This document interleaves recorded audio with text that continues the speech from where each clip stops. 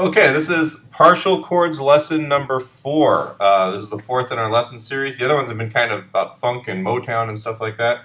This is going to be kind of like a power pop kind of lesson.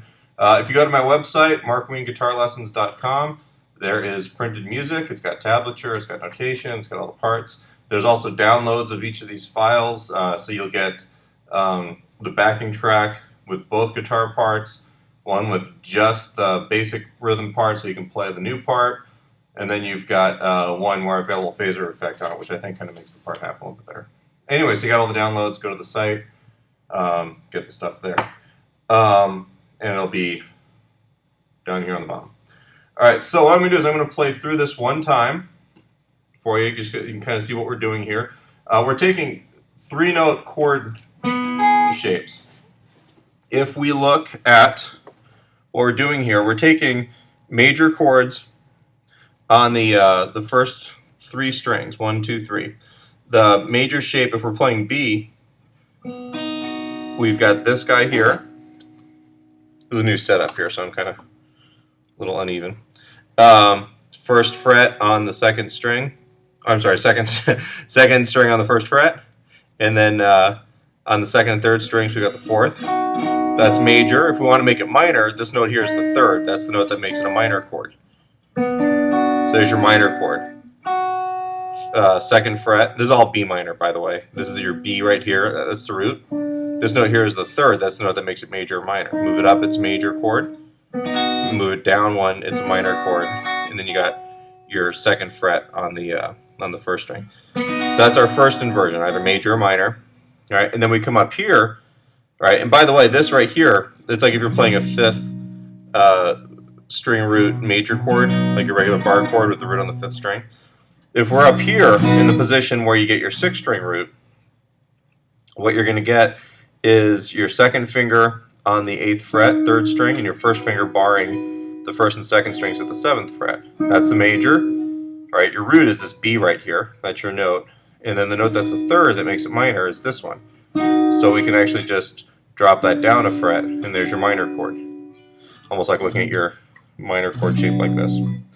And then the last one, you're going to have major all the way up here. This is still in B. All right, 1st and 3rd strings have notes on the 11th fret, and your 3rd string, or your 3rd finger is going to be playing on the 12th fret, 2nd string, which is the root. That's the B. B string open, B string at the 12th fret. To make this minor, this note is your 3rd.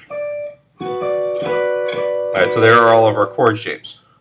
We've got major, minor, major, minor, major, and then minor. Once again, you can get all of these in a printable version where you can actually see it a little bit better on the website. All right, so I'm going to play the track for you. The part is just kind of the song is a real simple, like power pop kind of deal, like that sort. And what we're going to do is we're going to take these little chord inversions. We're going to make a second guitar part out of by arpeggiating them or playing the shapes one note at a time. All right. So here I'm going to play through one time for you. Here's B. Here's F sharp. G minor,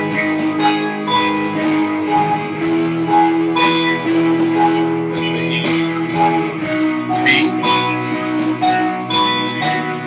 F sharp, a little inversion there, A here, and a higher inversion,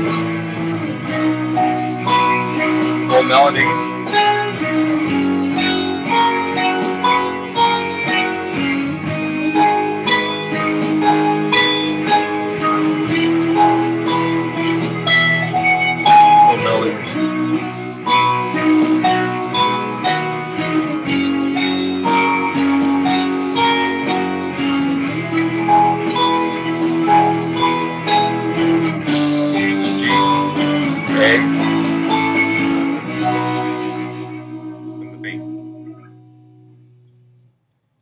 Alright, now the basic idea here is that I'm taking these chords, little shapes, and I'm just arpeggiating them. I'm playing straight eighth notes Right, so I've got one guitar part just playing power chords, bar chords, just straight eighth note, real simple. But I can kind of fill out the harmony and the melody with the, using these chord inversions, and then just playing picking pattern. What we're doing, like on the B chord, I can do where I'm going the third string, second and first string, do it again, and then the third and second. And that gives us, if we count eighth notes, 1 and 2 and 3 and 4 and. That's one full measure. I can go up 1 and 2 and 3 and 4, like that. I can use pretty much any combination of these. One thing I'm doing as a device in this is I'm actually playing, in some of these measures, one inversion of the chord and then going up to the next one for the second half of the measure. Just kind of gives it a little bit more melody. I can use some of the notes we talked about in the Hendrix rhythm guitar series. If we're playing this B, for instance, I was using notes on the 9th fret on the first and second strings to get a little bit of melody happening. When I'm playing this shape right here, this is the F sharp, the second measure. That's actually just like your D major chord in the open position. That's actually what the D major is. And I'm sure you've played this D sus4 chord sound. I'm just using that. See where my pinky is? Just making melodies out of all this stuff. That's what it comes down to. I'm not going to go over this note for note. You actually have everything written out, both guitar parts on the website. Those are the basic ideas. All we're doing is we're coming up with a second guitar part that fleshes out a section of the song.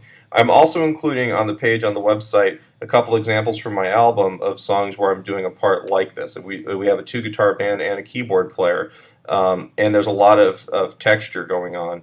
And this is one of the devices that I use, is playing parts like this. So hopefully what we've done is we've taken our partial chords that we've learned in the other styles, like in the R&B and the funk stuff, and we've given you a different application for it.